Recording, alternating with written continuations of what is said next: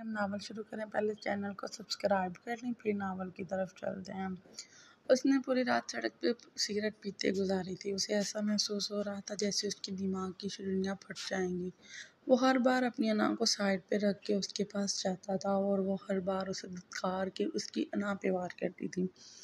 اس نے سوچ لیا تھا اس بار وہ پہل نہیں کرے گا بلکہ اسے اپنے پاس آنے کے لیے مجبور کر دے گا۔ وہ مزید اپنا آپ اس پہ ضائع نہیں کرے گا۔ وہ اس سے پیار کرتا تھا، یہ سچ تھا۔ وہ جان گیا تھا وہ لڑکی سے بہت عزیز ہو گیا، لیکن پھر بھی وہ اپنی ناقدری نہیں ہونے دے گا۔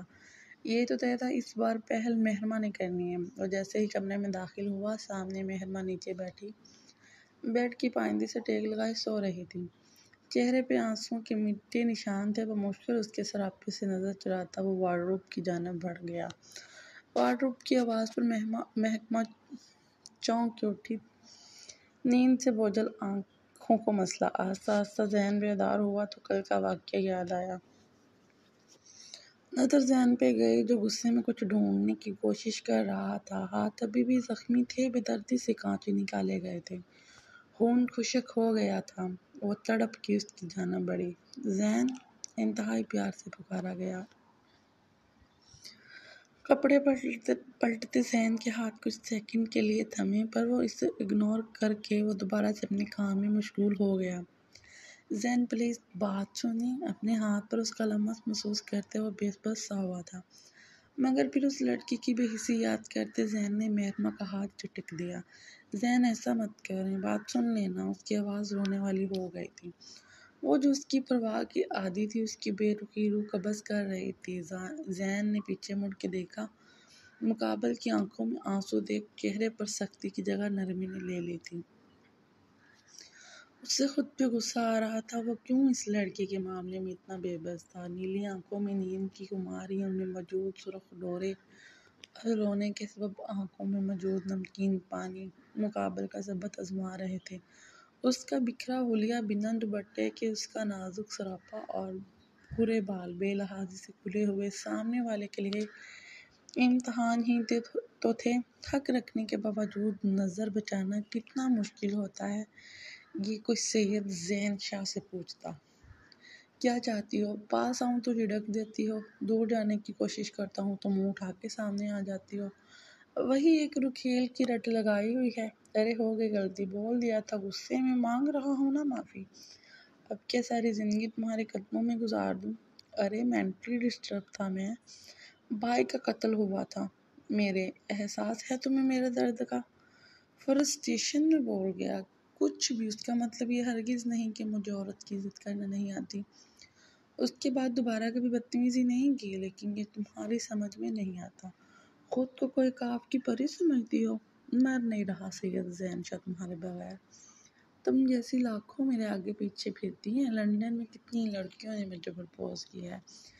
یہ تو میں ہوں جس نے کسی کو منہ نہیں لگایا۔ موقع ملتے ہی وہ اپنی ساری فرسٹریشن نکال چکا تھا، جسے وہ خاموشی سے سنتی رہی، پر آخری بات میں دل میں درد سا اٹھا۔ کسی اور کے ساتھ زین کا خیال بھی ناگوارا تھا۔ جانتی تھی اس نے چھیڑا ہے تو کل کا ری ایکشن تو آنا ہی تھا۔ اس کی پوری بات سن کے جو بات مہرماں نے کہی تھی، وہ حیرانی سے اسے دیکھنے لگا۔ اسے شک ہوا کہ جانے اس نے اس کی باتیں سنی بھی تھی یا نہیں۔ مجھ سے دوستی کر لیں۔ وہ اپنی نیلی آنکھیں اس کی شہد رنگ آنکھوں میں گاڑی۔ کیا کہا؟ say once again۔ اسے یقین تھا کہ اسے سننے میں غلطی ہوئی ہے۔ میں چاہتی ہوں کہ ہم دوستی کر لیں۔ وہ پھر سے گویا ہوئی۔ اب کے لہجہ بھی نرم تھا۔ مطلب میں اپنی بیوی سے دوستی کر لوں، رائٹ؟ یہی نا؟ حیرانی ہونٹ برقرار تھی۔ جی یہی۔ ہم دونوں ایک دوسرے کو سمجھیں گے، ایک دوسرے کو وقت دے سکیں گے، اس نے سمجھانا چاہا۔ اگر ایسی بات ہے تو ان دونوں کاموں کے لیے میاں بیوی سے اچھا کوئی رشتہ ہو ہی نہیں سکتا۔ وہ بضد تھا۔ وہ کیوں کر اپنی اچھی خاصی بیوی کو دوست بناتا؟ نہیں، آپ سمجھ نہیں رہے، پلیز مجھے تھوڑا سپیس چاہیے۔ وہ اپنی بات سمجھانے کے لیے صحیح لفظ نہیں ڈھونڈ پا رہی تھی، جبکہ اس کی بات پر زین نے آئی برو اچکائے، گویا پوچھنا چاہ رہا ہو کہ وہ کس طرح کا سپیس چاہتی ہے۔ میرا مطلب ہے، لب وہ نہیں تھا۔ اس نے جلدی سے وضاحت دی۔ ریلیکس، تم ابھی اس رشتے کو آگے نہیں بڑھانا چاہتی. یو آر اوائڈ اینی کن آف فزیکلی ریلیشن رائٹ. بس اتنی سی بات ہے نا. وہ جو الجھنوں میں گھری تھی، مقابل نے گویا ساری مشکلیں آسان کر دی تھی. مہرماں نے فوراً سے اس بات میں سر ہلایا. ٹھیک ہے، دوستی کر لیتے ہیں، پر رولز میرے ہوں گے. کیسے رول؟ دیکھو، زیادہ نہ ہی صحیح، پر تمہیں میری چھوٹی موٹی گستاخیاں برداشت کرنی پڑے گی. ویسے تو مجھ میں بہت صبر ہے، پر اتنا نہیں جتنا تم آزماتی ہو. وہ رسانیت سے اپنے بنائے رولز یعنی اپنے مطلب کی بات سمجھا گیا. پر اب بھی آپ نے کہا تھا کہ وہ کہتے کہتے رکی. ہاں کہا تھا، میں اب بھی اپنی بات پر قائم ہوں. تمہاری رضامندی کے بغیر کچھ نہیں ہوگا. تو پھر ہم دوست ہیں نا. یہ شخص اسے پاگل کرنا چاہتا تھا، وہ سمجھ گئی تھی. ہاں دوست ہیں، پر بیوی تو ہو. اب تمہیں پوری طرح سے آزاد تو نہیں چھوڑ سکتا نا. پتہ چلے جب وقت آئے تو تم بھول ہی جاؤ کہ میں تمہارا شوہر ہوں. میں نہیں بھولوں گی. ابھی دوستی کرتے ہیں. وہ پھر سے سمجھانے لگی، پر سامنے والے کے تو کانوں میں جوں تک نہ رینگی. دیکھو مانو ملی، تم پاس ہو اور میں دور رہوں، یہ ناممکن ہے. اس لیے سوچ سمجھ کے دوستی کرو. وہ اس کی گالوں کو کھینچتے ہوئے بولا، جس پہ مہرماں جنجھلائی. آپ بہت بے شرم ہیں. انداز سرنڈر کرنے والا تھا. اس کی بات سنتے زین کے چہرے پہ فاتحانہ مسکراہٹ آئی. بالکل بیوی کے معاملے میں ہونا پڑتا ہے. وہ آنکھ بند کرتے باتھ روم کی جانب بڑھ گیا. رکیے زین، ایسے باتھ روم مت جائیں. کیوں مانولی، تم نے ساتھ چلنا ہے کیا؟ واو، مزہ آئے گا. زین کی بھی باقی سے کہے جملے مہرماں کا خون خشک کر گئے تھے. کان کی لو تک سرخ ہوئی تھی اور وہ بوجھل پلکیں گالوں کو چھونے کا احساس دے گئی.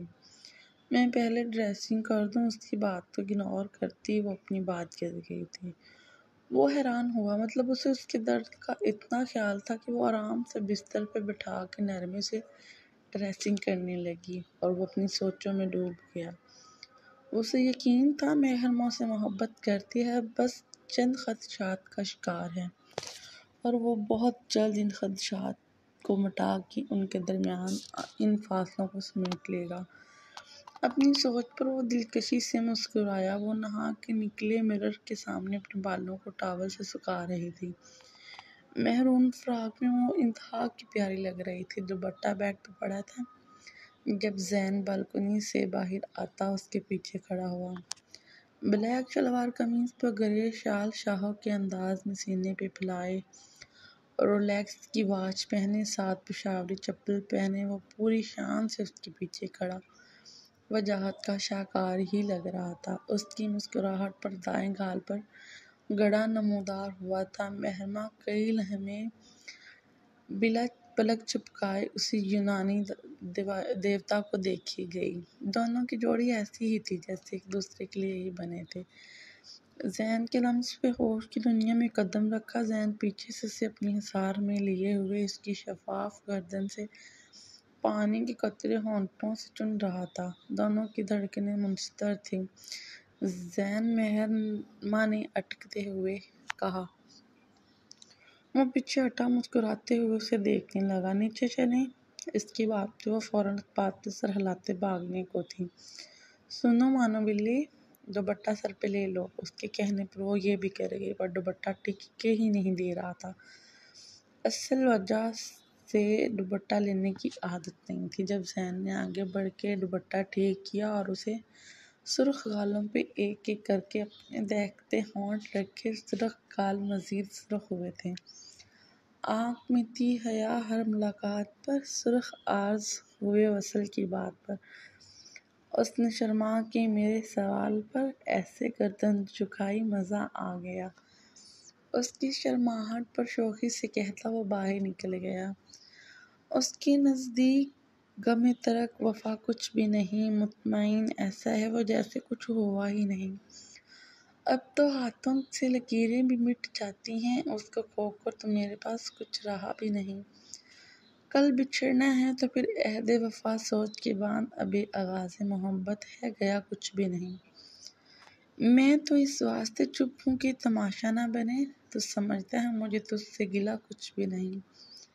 اے شمار آنکھیں اسی طرح بچھائے رکھنا، جانے کس وقت وہ آ جائے پتہ کچھ بھی نہیں۔ نصرت فتح علی خان کی آواز میں یہ گانا تیز آواز میں چل رہا تھا۔ موبائل میز پہ پڑا تھا۔ دن کے اجالے میں حویلی کا یہ کمرہ سیاہی میں ڈوبا ہوا تھا، بالکل کمرے کے مکین کے وقت جیسا۔ اس فسوں خیز ماحول میں ایک وجود بستر پر چٹ لیٹا چھت کو دیکھتے خاموش سسکیاں لے رہا تھا، آنسوؤں سے تر تھا۔ ماضی ڈول بات سنو۔ حرائمہ جب بہت دھیان سے کچن میں کھڑی گاجر کا حلوہ بنا رہی تھی، اس کی آواز پر دروازے کی جانب متوجہ ہوئی۔ سامنے ابراہیم چہرے پر اپنی مخصوص مسکراہٹ لیے ہاتھوں کو سینے پہ باندھے دیوار سے ٹیک لگائے اسے والہانہ نظروں سے تک رہا تھا۔ لہجہ بھی چاشنی میں ڈوبا ہوا تھا۔ جی سائیں بولے، ہمیشہ کی طرح نظراں جھکائے نرمی سے جواب آیا، اور اسی ادا پر تو ابراہیم فدا تھا۔ ارے سائیں کے دل، ذرا کمرے میں آ کے کپڑے پریس کر دو، مجھے کہیں جانا ہے۔ ارے کہاں جا رہی ہو میری ڈول؟ وہ پریس کے بعد جانے لگی تھی۔ ابراہیم نے حرائمہ کو اپنے بازو کے حصار میں لیا، جس پر وہ شرما کے نظریں جھکا گئی۔ گال سرخ کندہاری ہو گئے۔ تم وہ پہلی لڑکی ہو جس کو دیکھ کے ہر ایک پیار کہانی سچی لگتی ہے، جس کو دیکھ کے مجھ کو ساری دنیا اچھی لگتی ہے، وہ شوخی سے کہتا ہر بار کی طرح۔ اس بار بھی اپنے لفظوں سے اسے معتبر کر گیا تھا۔ سائیں میں جاؤں؟ وہ آہستہ سے منمنائی۔ نہیں میرے سائیں، ابھی تھوڑی دیر رک جاؤ نا۔ انداز بچوں جیسا تھا، جیسے اپنی پسندیدہ چیز اپنے پاس چاہیے ہوتی ہے۔ آپ سائیں مت کہیں، اس نے فوراً ٹوکا۔ اچھا جی، وہ کیوں؟ مقابل نے دلچسپی سے استفارہ کیا۔ کیونکہ آپ کا مقام اونچا ہے۔ اس نے وہی بات کہی جو اس نے اپنے بڑوں سے سیکھی تھی۔ یہ تو آپ میرے دل سے پوچھیں، آپ کا مقام کتنا اونچا ہے؟ وہ اسے نازک ہاتھ اپنے دل کے مقام پہ رکھ کے بولا۔ حرائمہ بآسانی اس کی تیز ہوئی دھڑکنوں کا شور سن سکتی تھی۔ آپ ہمیشہ مجھ سے ایسے ہی محبت کریں گے؟ بے خیالی میں اس سے چکتے وہ سوال کر گئی۔ ابھی تم واقف ہی نہیں ہو میری محبت کے جنون سے۔ میں تم سے دور جانے کا تصور بھی حرام سمجھتا ہوں۔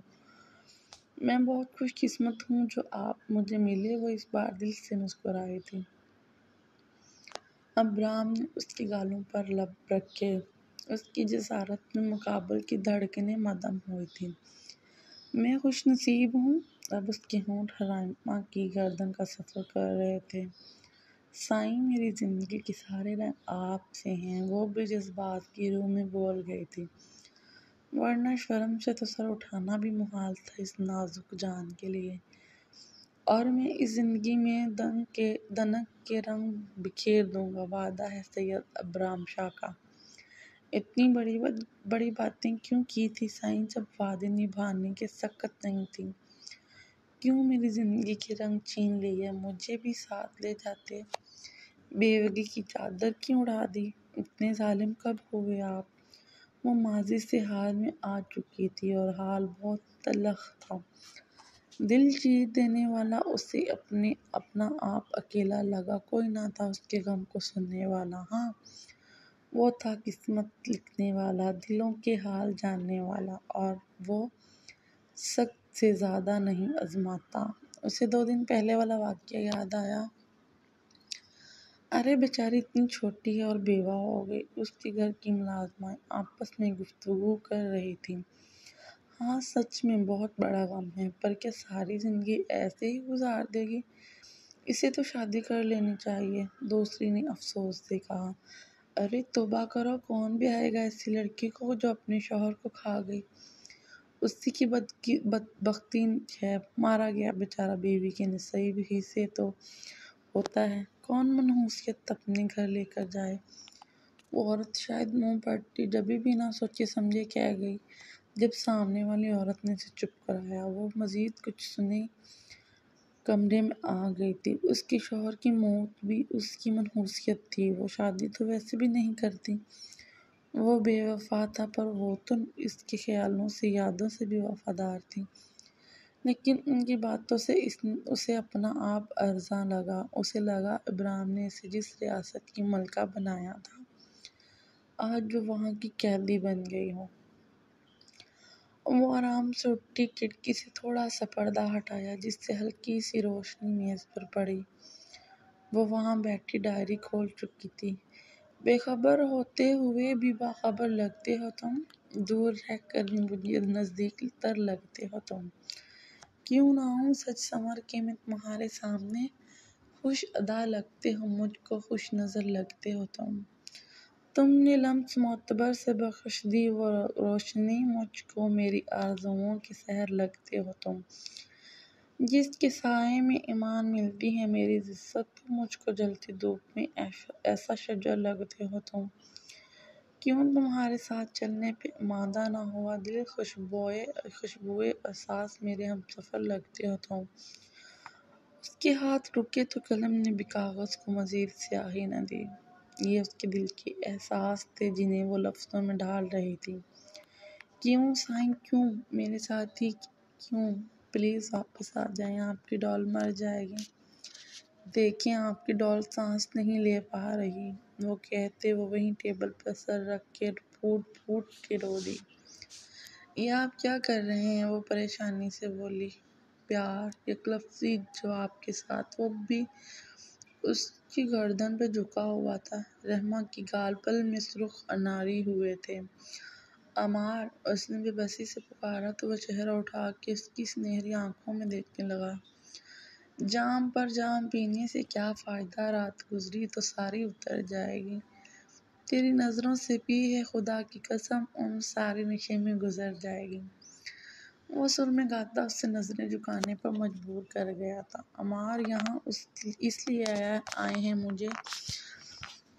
وہ منہ پھلاتی اس سے دور ہو کے بیٹھ گئی تھی۔ وہ لوگ اس وقت اسلام آباد کے مشہور ہوٹل ہل ہوٹل اینڈ ریسٹورنٹ میں ٹھہرے ہوئے تھے، جہاں ان کا پورا گروپ بھی تھا۔ یہ ہوٹل شاہ فیصل مسجد سے 14 کلومیٹر پر واقع ہے۔ اس کے قریب بہت سے خوبصورت مقامات ہیں جو اس جگہ کو اور حسین بناتے ہیں، جس میں Margalla Hills, Rawal Lake, bird aviary وغیرہ ہیں۔ جب سے وہ یہاں آئے تھے عمار نے اپنی بے باک حرکتوں سے اس کی حالت خراب کر دی تھی۔ اب وہ اس وقت کو پچھتا رہی تھی جب اس نے ہاسٹل کی چھٹی لی تھی۔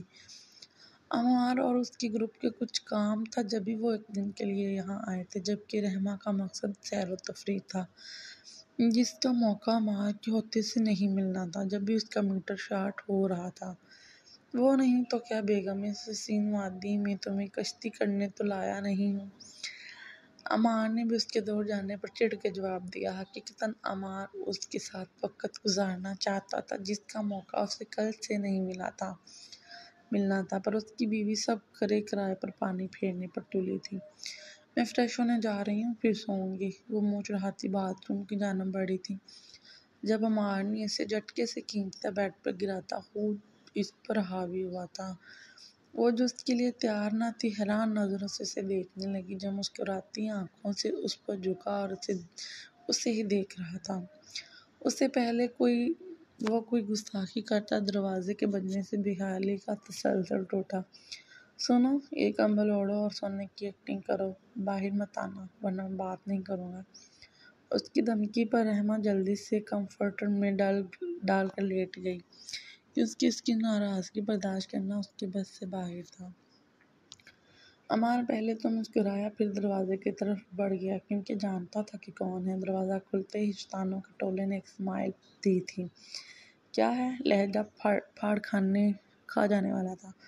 وہ نہ ہم مرگلا کی پہاڑیوں پر جا رہے ہیں، زہیب نے مسکراتے ہوئے بتایا۔ ہاں تو جاؤ، اور بلکہ ایک کام کرو، وہاں جا کے سنیاس لے لینا۔ مجھے کیوں ڈسٹرب کر رہے ہو؟ عمار کے ایسا کہنے پہ زہیب کا دل کیا اس کا منہ نوچ لے، جو اس سے پیار سے بات کر رہا تھا اور وہ اوور ایکٹنگ کر رہا تھا۔ دیکھا، میں نے کہا تھا نا، یہ عزت سے سمجھنے والی چیز نہیں ہے، ابا نے جتاتے ہوئے انداز میں کہا۔ تم تو چپ ہی کرو اور کٹو سب کے سب۔ اس سے پہلے وہ دروازہ بند کرتا ہادی نے ابا کے اشارے پر دروازے پر ہاتھ رکھ لیا۔ ایسے کیسے برو؟ تمہارے بغیر ہم کیسے جائیں گے؟ اور میری گڑیا کو بھی بلاؤ، اس سے بھی گھومنا تھا۔ دیکھو مجھے نیند آ رہی ہے، اماں نے موضوع جمائی لے جس پر سب نے اسے گھورا۔ اسرار تو نیند والے کنگ سے نہیں ہے۔ اے بی سے ہضم نہیں ہوا تو بول گیا، کیونکہ نیند نہیں محترم کی ڈرامے بازیاں ہیں۔ فاتح نے دانت پیس کر کہا، وہ کہاں اتنے نخرے برداشت کرتا۔ ارے مجھے بھی نیند آ رہی ہے، اور رحمہ تو سو چکی ہے، دیکھو۔ اس نے چہرے سے اوپر تک کمفرٹ اوڑھی اور رحمہ کی طرف اشارہ کیا جس کا اپنا دل مچل رہا تھا۔ بس نہیں وہ اڑ کے پہنچ جائے ان کے ساتھ، پر دل ہی دل میں دعا گو تھی کہ کاش آئبہ آپی سے کھینچ کے ساتھ لے جائے۔ سونا بھائی، تمہیں سونا ہے، شوق سے سو، میری ڈول کو بھیجو، وہ چل رہی ہے ہمارے ساتھ۔ کب سے خاموش آئبہ میدان میں اتری، اپنی ہیزل براؤن آنکھیں مار کے نیلی آنکھوں میں گاڑ کے بولی۔ اس کی بات سے رحمہ کا دل کیا وہ آئبہ کا منہ چومے۔ وہ نہیں جائے گی، وہ ایک ایک لفظ چبا چبا کے بولا۔ وہ جائے گی۔ سامنے بھی ایبا تھی، اپنے فیصلوں پہ ڈٹے رہنا اس نے اپنی ماں مس خان سے سیکھا تھا۔ کچھ بھی ہو جائے کمزور نہیں پڑنا، ہار نہ ماننا، اور ان باتوں کو وہ اچھے سے ذہن نشین کر چکی تھی۔ نہیں مطلب نہیں، میں تمہارے سامنے لے کر جاؤں گی۔ آنکھوں میں چیلنج تھا جسے آنکھوں ہی آنکھوں میں چیلنج قبول کیا۔ وہ جانتا تھا اب وہ رحمہ کو بلائے گی، پر یقیناً اس کی دھمکی کے بعد اس کی معصوم بیوی اس کی آواز کو اگنور کرے گی۔ پر ابھی وہ آئبہ دی گریٹ کو جانتا کہاں تھا۔ جو لوگ حالات سے لڑتے ہیں وہ ہر طرح کے حالات سمجھتے اور انہیں فیس کرنا جانتے ہیں۔ سب دم سادے ان کی لڑائی دیکھ رہے تھے اور انتظار میں تھے کہ ونر کے، کیونکہ دونوں ہی پیچھے ہٹنے والوں میں سے نہیں تھے۔ سب دل سے ایبا کے جیتنے کی خواہش مند تھے۔ آخر کو عمار کو اوقات جو یاد دلانی تھی، اتنی اوور ایکٹنگ کیسے ہضم کی تھی انہوں نے، وہی جانتے تھے۔ کوشش کر کے دیکھ لو، وہ مسکرایا۔ رحمہ میری جان، چلو نا، ہم گھومنے جا رہے ہیں گڑیا، ہم کیمپنگ بھی کریں گے اور فشنگ، اور ہاں بہت چیزیں ہیں دیکھنے کے لیے۔ رحمہ بیبی سن رہی ہو؟ آئبہ نے اپنی طرف سے پوری کوشش کی، پر وہ ٹیس سے میس نہ ہوئی۔ آئبہ کو یقین ہو چلا تھا کہ عمار نے کچھ کہا ہے، ورنہ اتنا بلانے پر تو وہ نیند میں بھی اٹھ جاتی۔ ہو گیا لوزر، اب نکلو۔ اس کے ہارنے پر سب افسوس سے گھوم گئے، وہ بھی غصے سے جانے لگی۔ عمار بھائی دروازہ بند کر رہا تھا جب ایک چیخ نے اسے دوبارہ دروازہ کھولنے پر مجبور کیا۔ آئبہ نیچے زمین پر گری چیخ رہی تھی، سب اس کی جانب جھکے۔ عمار بھی سب کچھ بھلا کے پریشان سا ہوا۔ مذاق اپنی جگہ، پر انہی لوگوں میں اس کی جان بستی تھی۔ سرد و غم کے ساتھی تھے وہ سب۔ فاتح کی تو جان لبوں پہ آئی اور فوراً جھک کے بیٹھا، آئبہ کے پاؤں پکڑ چکا تھا۔ کہاں چوٹ لگی ہے جان؟ اس نے پیار سے اس کے گال پر ہاتھ رکھتے پوچھا۔ چہرے پہ درد، فکر و پریشانی جیسے تاثرات تھے۔ وہ ایک پل تجھ سے ایسے دیکھے گئے جب رحمہ نے اسے گلے لگایا تو وہ ہوش میں آئی۔ اس کی فکر میں سب ہی رحمہ کو فراموش کر چکے تھے۔ آپی کیا ہوا آپ کو، کیسے گر گئی؟ درد ہو رہا ہے کیا؟ وہ اس کے گلے لگی کتنے سوال پوچھ گئی تھی، اس کے ہر لفظ میں ہر پریشانی تھی۔ نہیں بس ایسے ہی، وہ ایسے گر گئے، ٹھیک ہوں، وہ آرام سے بولی۔ رحمہ اب بھی اس سے لگی ہوئی تھی جب آئبہ نے عمار کو دیکھ ایک فتحانہ مسکراہٹ دی اور سب کو دیکھ کر آنکھ ماری، وہیں فاتح کی طرف مڑ کر ایک فلائنگ کس دی تھی۔ معاملہ سمجھتے سب کے چہرے پہ مسکراہٹ آئی تھی۔ وہیں عمار خوب تپ چڑھی، پر اب وہ چیلنج ہار چکا تھا۔ مِسنی چڑیل، عمار غصے سے بڑبڑایا۔ پر وہ کیسی تھی؟ رحمہ میں ٹھیک ہوں، ہم نا مرغلہ ہلز جا رہے ہیں، یہاں سے 5-10 منٹ کا راستہ ہے، تم چلو گی؟ آئبہ فوراً اپنے مطلب کی بات پر آئی۔ پر آپ کے پیر؟ وہ اب بھی پریشان تھی۔ ارے کوئی نہیں یارو، فاتح مجھے سنبھال لے گا، تم چلو، بہت مزہ آئے گا۔ میں بھی چلوں گی، وہ چہکی تو عمار سمیت سبھی مسکرا دیے۔ عمار نے منظوری گھوری دی جسے رحمہ نے نظر انداز کر دیا۔ یاہو، یہ ہوئی نا بات، عمار تم تو سو گے نا؟ آخر میں وہ عمار کو دلانا بھی نہ بھولی تھی۔ میں بھی ساتھ جاؤں گا، وہ دانت پیس کر بولا۔ ویسے تو مشکل ہے، پر ہم ایڈجسٹ کر لیں گے۔ زہیب نے بھی تھوڑی دیر پہلے والی بے عزتی کا بدلہ پورا کیا۔ جس پر وہ بے بس گھور کے رہ گیا۔ اب ان کا رخ باہر کی جانب تھا۔ گاڑی میں سامان وہ لوگ آلریڈی لوڈ کروا چکے تھے، آدھے ایک گاڑی میں اور آدھے دوسری گاڑی میں ایک ساتھ نکلے تھے۔ فاتح اب ایبا کو باہوں میں اٹھا کے لایا تھا، جس پہ وہ بنا کسی شرم کے اس کی گردن کے گرد اپنے باہوں کے حصار بنا گئی تھی، کیونکہ مذاق میں ہی صحیح اسے ہلکی سی چوٹ لگ گئی تھی اور فاتح سے وہ بھی برداشت کرنا مشکل تھا۔ وہ لوگ وہاں پہنچے تو عمار رحمہ کو کسی الگ سائڈ لے کے جانا چاہتا تھا، پر کاش یہ ممکن ہوتا۔ چڑیل: اللہ کے واسطے تھوڑی پرائیویسی میاں بیوی کو دے دو، وہ چڑ کے بولا۔ وہ ضد ہو رہا تھا اور ایبا کو مزہ آ رہا تھا، بلکہ حقیقتاً تو سبھی لطف اندوز ہو رہے تھے۔ نہ بے نہ، یہ دوستوں میں پرائیویسی کیا ہوتی ہے؟ ابھی ہم کیمپس لگائیں گے، پھر یہاں ساتھ بیٹھ کے کھیلیں گے بھی۔ ہاں، 24 گھنٹے اپنے شوہر کے ساتھ ہوتی ہو، تمہیں کیوں احساس ہوگا میرے درد کا؟ اس بات پر ایبی کی آنکھوں کے سامنے ایک چہرہ لہرایا۔ دل میں ایک درد سا اٹھی تھی، پر وہ فوراً خود کو کمپوز کر گیا۔ اس کی بات پر ایبا نے کندھے جھکائے۔ میری ایک بات کان کھول کر سن لو سب، میرا اور رحمہ کا کیمپ ایک ہی ہوگا۔ اس پہ کسی نے کوئی ڈرامے بازی کی تو میں رحمہ کو اٹھا کے لے جاؤں گا، پہلے نرمی سے کہتے آخر میں دھمکی دی۔ اس کی بات پر رحمہ خجل سی ہوئی تھی، جبکہ وہ تو تنگ آ چکا تھا۔ جتنا وہ اس کے ساتھ ٹائم اسپینڈ کرنا چاہتا تھا، اتنا سب اس کے پیچھے پڑے تھے۔ تم اپنی بیوی کو سمجھا دو، اب کہ وہ فاتحہ کو بولا تو وہ جواباً مسکرا دیا۔ بے فکر رہو، ایبا میرے ساتھ ہے۔ عمار ہنکار بھر کے رہ گیا۔ پھر سب نے ساتھ میں ان کے کیمپ لگائے۔ زہیب، ایبی اور ہادی نے مل کر ایک بڑا کیمپ تینوں کے لیے لگایا، جس پہ انہوں نے 3 بیک پیکس بچھائے، جبکہ عمار اور فاتحہ نے خود ہی اپنا کیمپ لگایا۔ اب وہ ساتوں پتھر پہ بیٹھے بینچ پہ آگ جلائے کچھ مزیدار سوچ رہے تھے۔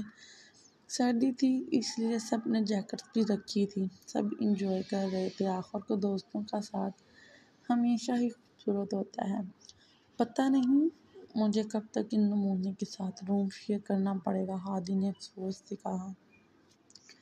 بس اس کیس کے بعد تیرا نکاح نینا سے پڑھوا دیتے ہیں۔ ایبی نے تو جیسے اس کے دل کی بات کہہ دی تھی۔ ہائے اللہ، سچی؟ آمین، تیری زبان مبارک۔ وہ خوشی سے اچھل پڑا تھا۔ اف، تیرے جیسے ندیدہ میں نے آج تک نہیں دیکھا۔ زہیب چڑھا۔ تجھے کیا خبر میرے درد کی سنگل بندہ؟ اس کے کہنے پہ سب ہنس دیے۔ زہیب کو یونہی کے زمانے میں ایک لڑکی سے محبت ہوئی تھی جو اسے نہیں ملی۔ وہ اسی کا روگ لگائے بیٹھا تھا۔ وہ چاہ کے بھی دوبارہ کسی سے محبت نہیں کر پایا۔ وہ احساس دوبارہ کسی کے لیے نہیں ہوا۔ نہ جانے وہ کہاں ہوگی، کس کے ساتھ ہوگی۔ اول جسے سوچنے کی فرصت نہیں تھی، پر خالی اوقات انہی سوچوں کا بسیرا ہوتا تھا اس کے ذہن میں۔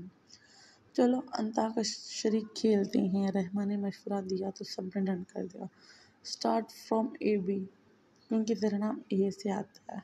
اوکے، تو کچھ بھی سناؤ ہمیں۔ سوچ کر بے وفا مجھ کو کہے، کھل نہ جائے بھرم آپ کا علم۔ آزمایا ہے دنیا کو میں نے، آپ نے مجھ کو پرکھا نہیں ہے۔ ہو مبارک تمہیں سر جھکانا، پھر بھی اتنی گزارش کروں گا، دل جھکانا بھی لازم ہے ظاہر، سر جھکانا ہی سجدہ نہیں ہے۔ وہ خاموش ہوا تو سب نے تالی بجائی۔ اس کے گانے کے دوران بھی ایبا اور ہادی ڈبہ بجا کے محفل سجائی تھی، پر وہ تو جیسے اپنے خیالوں میں تھا۔ اس کے منہ سے نکلا لفظ اس کے دل کی ترجمانی کر رہا تھا، پر جس کے لیے تھا وہ سننے والی نہیں تھی۔ وہ بے وفا تو ہرگز نہیں تھا، بس مجبوریاں پیروں کی بیڑیاں بن جاتی ہیں۔ ایک آنسو اس کی آنکھ سے نکل کر داڑھی میں جذب ہوا۔ ہادی، تم برابر میں بیٹھے ہو، اب تمہاری باری، سناؤ کچھ اچھا سا۔ ایبا نے گیم آگے بڑھایا۔ وہ سبھی انجوائے کر رہے تھے۔ ہادی نے گٹار سنبھالا جو اس کا شوق تھا، اور موبائل میں ایک کال ملائی تو گانا شروع کیا۔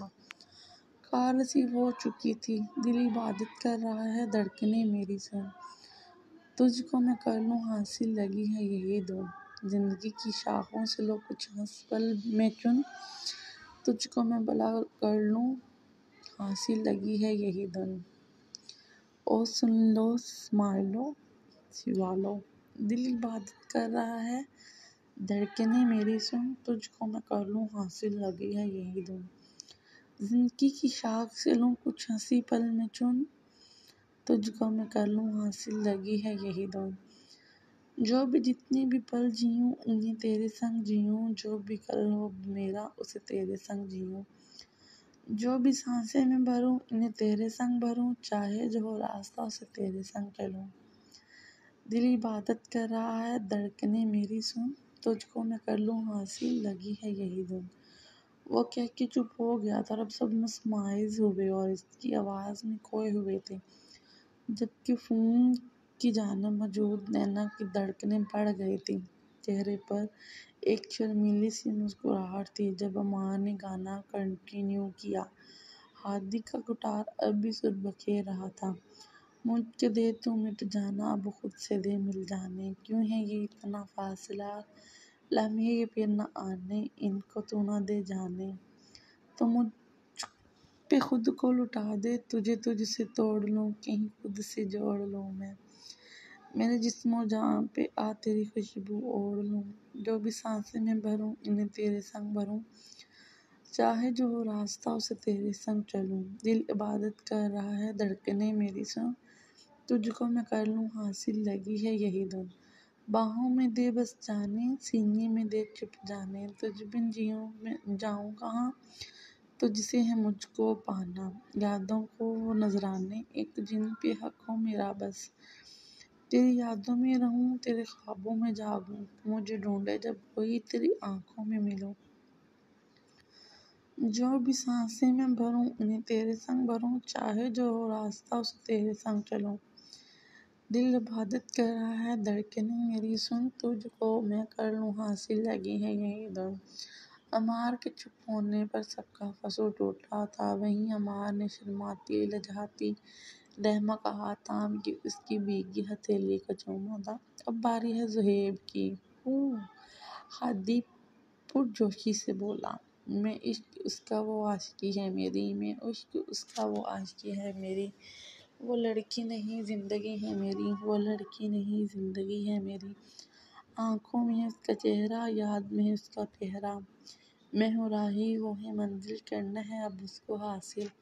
ان دھڑکنوں میں باجے اس کی ہی سرگم، میرے جانا ہے وہ میری جانم، میں چین اس کا وہ تشنگی ہے میری، میں عشق اس کا وہ عاشقی ہے میری، وہ لڑکی نہیں زندگی ہے میری، وہ لڑکی نہیں زندگی ہے میری۔